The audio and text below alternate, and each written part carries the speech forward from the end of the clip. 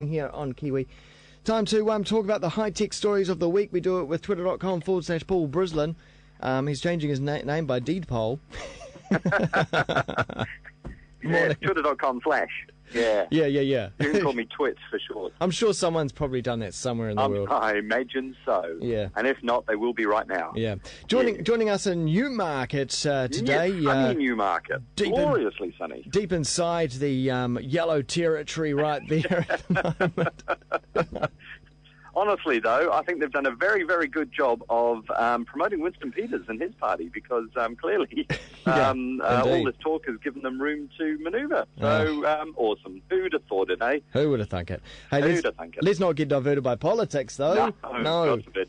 No. The big news yesterday, I was watching the live stream of this one. Yesterday, they're doing it on YouTube.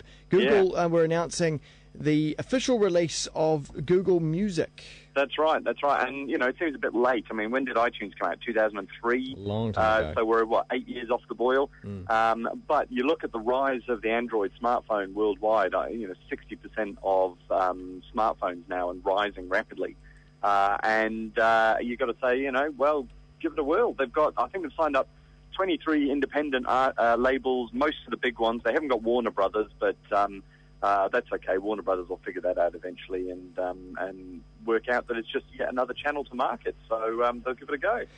Yeah. Now, so the Google Music service has been available to North Americans for a wee while. Where you could upload your music and it will be available in the cloud. You can listen to it across various devices, including your computer. But now, as you say, they've created an actual store where you can buy music, but still only in North America.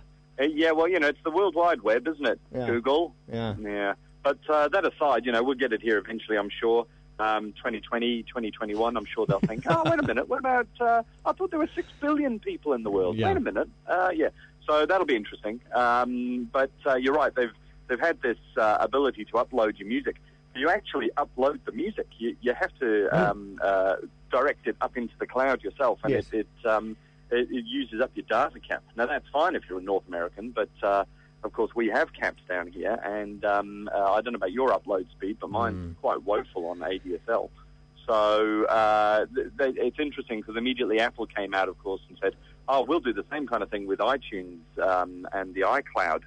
And for, I think it's $30 a year, you can upload your music, but you don't actually shift the files.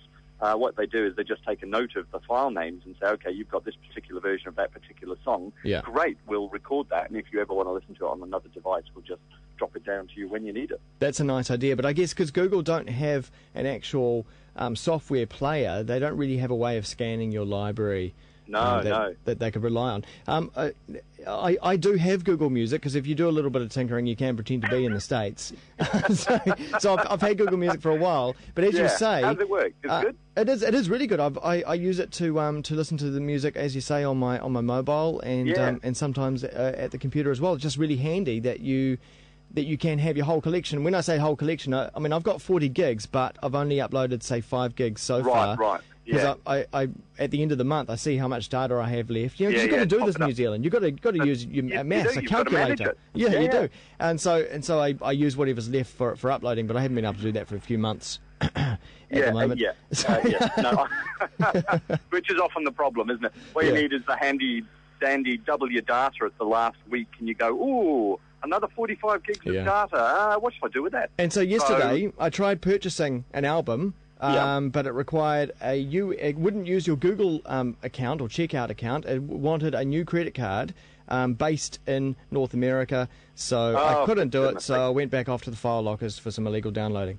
Yeah, which is, I've got money and I'd like to give it to you. Exactly. Oh, you don't want it. Yeah. Which is the same old problem we've talked about before with television and movies. And I just want to pay someone. I just want to pay someone, Paul. Please take my money. Please let me be your customer. No, you're a foreigner. You must be illegal. Yeah. See, when I had an Android handset, I just used to use Double Twist, which is a little app that sits between your Android device and iTunes, and syncs all of my iTunes music quite happily with my Android device. That's cool. Which was really quite handy.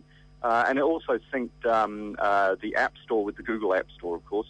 And books would go off to Amazon, and it was all very nicely synchronized. So that's a freebie download. You've got to install it on your computer and on your phone, but it worked incredibly well. And people might say to me and try to criticize me for saying, I'm back off to the file lockers for the illegal downloads, and they say, well, why don't you go use iTunes? That's a store that's in New Zealand. Well, I said, I look at all my devices and I go, actually, I'm not running a PC at home. I've got a Linux system at home that can't run iTunes.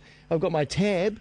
That doesn't run iTunes. I've got my phones that doesn't run iTunes, so I'm not in that Apple universe. You actually can't do that, and that is really, I imagine Apple will figure that out shortly and get away from having to authorize via a computer with a landline connected, because they're starting to realize now that people will do away with them. I mean, next time we upgrade the computer, I don't think I will. I'll be getting another tablet or something else for the family. And, whether it runs Windows or Linux or iOS or Mac, I mean, it should be completely irrelevant. I want to buy music, thanks. I don't really necessarily want to have a computer sitting on my desk to do that. Yeah, indeed. Hey, talking about the tab, apparently Samsung are tinkering with it so that it won't break the rules. This is even more ludicrosity from around the world. This is you remember that? So you've got a tab. Yeah.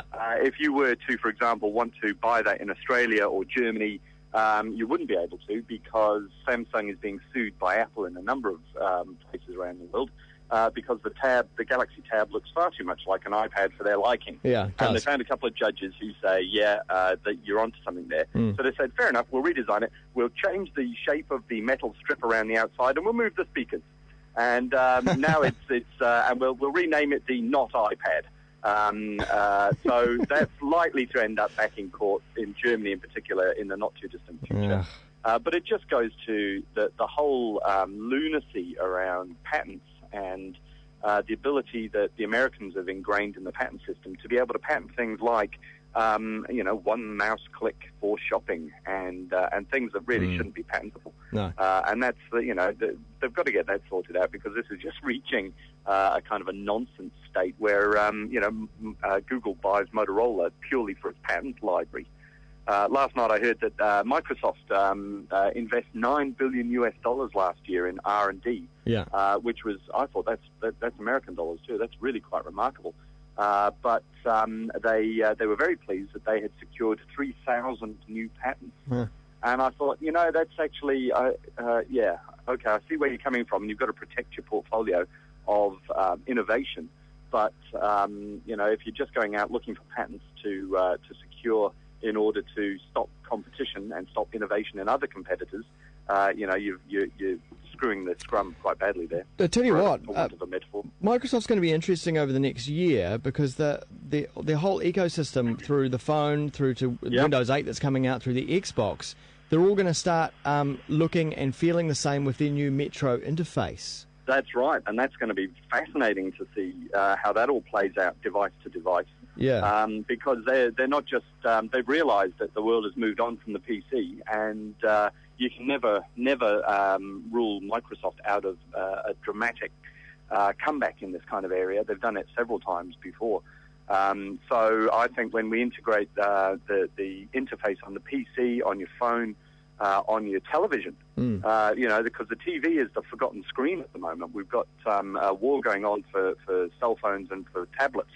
But every house in the world, basically, first world, of course, has a television set, or two, or three, or 10, and that is the new battleground for these guys. They really do want to integrate it all together. And Microsoft's got the lead there. Apple might have Apple TV. It's got devices that you can plug into the back of your TV, and I'm sure they are working on a giant iPad-looking television, which will no doubt sell trillions. But Microsoft's got the Xbox Connect. And that is, I think, you combine that with Skype. We've talked about this before as well. You stick that in Grandma's lounge, and suddenly the kids can call Grandma and video conference any time of the day or night. That's the end of telephone calls as we know it. Yeah. That's a whole new world order, and Microsoft's deliberately driving that strategy, which is, quite exciting to see. Indeed. And finally, anyone sitting near you today will probably understand where you're coming from with your camouflage face paint and rifle sitting there next to you and all that. But anyone listening probably can't see that. So explain why. I've finished playing Modern Warfare 3, the single-player version. And I've got to say, I think it's probably misnamed. It's not Modern Warfare 3 at all. It's Modern Warfare 2, Chapter 2. Yeah, right. It's a continuation of the same story. I was quite, I'm not disappointed. It's good gameplay in there. It was bags of fun, but there was no heart-in-the-mouth moment the way that there were in the first two Modern Warfares. Yeah. There was no shocking moments, really. There are a couple of them that you could see well telegraphed in advance, and you sort of go, oh, yeah, but there was none of that adrenaline punching pace that you got with the first two, which is a real shame, really. But this is these things happen. I'll just have to play it again and again and again until my fingers bleed. Oh, come on, get out of that universe and come over to the battlefield universe, and we'll see you on the battlefield. I need to. I've discovered there's a train track just behind me here. I think I need to probably drink a lot of coffee and get some Red Bull, and then maybe I can just about keep up with you young'uns with your fast reflexes. Otherwise, I'm cannon fodder, and that'll be that. Yes. Indeed. All right. Well, best of luck for the rest of the week, and we'll see you next week. All right. Sounds good. Take care. Paul Brislen on Twitter.